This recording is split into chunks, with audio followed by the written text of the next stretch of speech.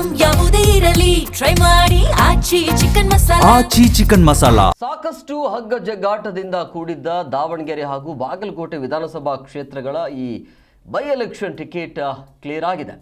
So ರಾಜ್ಯ ಉಸ್ತುವಾರಿ Randeep Singh Surjewala CM DCM ನೇತೃತ್ವದಲ್ಲಿ ಸರಣಿ ಸಭೆಯಲ್ಲಿ ಎಲ್ಲರ ಮನವೊಲಿಸುವಂಥ ಪ್ರಯತ್ನ ಮಾಡಿದರು. ಸೊ ಹೈಕಮಾಂಡ್ ಯಾರಿಗೆ ಟಿಕೆಟ್ ನೀಡಲಿದೆ ಅದನ್ನು ಎಲ್ಲರೂ ಕೂಡ ಒಪ್ಕೊಳ್ಬೇಕು ಅನ್ನುವಂಥ ಒಂದು ಲಿಖಿತ ನಿಯಮವನ್ನು ಜಾರಿಗೊಳಿಸಲಾಗಿದೆ. ಸೊ ಹಾಗಾಗಿ ಎಲ್ಲ ಮುಖಂಡರು ಇದನ್ನು ಒಪ್ಪಿಕೊಂಡಿದ್ದಾರೆ ಅನ್ನೋದು. ಸೊ ಹಂಗಾಗಿ ಈಗ ಪಟ್ಟಿಯನ್ನು ಹೈಕಮಾಂಡ್ಗೆ ರವಾನೆ ಮಾಡಲಾಗಿದೆ.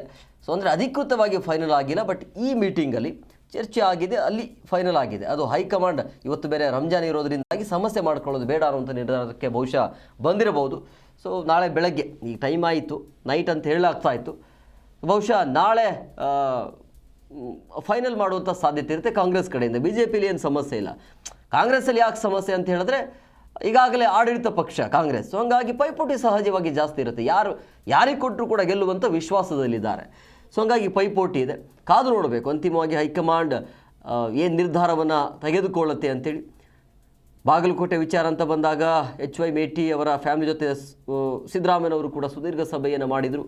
ಅಲ್ಲೂ ಕೂಡ ಸಾಕಷ್ಟು ಚರ್ಚೆ ಆಗಿದೆ, ಮನವೊಲಿಸುವ ಪ್ರಯತ್ನ ಆಗಿದೆ. ಅದೆಲ್ಲ ವಿಚಾರವನ್ನು ಹೈಕಮಾಂಡ್ ಮುಂದೆ ಇಟ್ಟಿದ್ದಾರೆ. ಬಹುಶಃ ನಾಳೆ ಬೆಳಗ್ಗೆ ರಿಸಲ್ಟ್ ಗೊತ್ತಾಗ್ಬೋದು.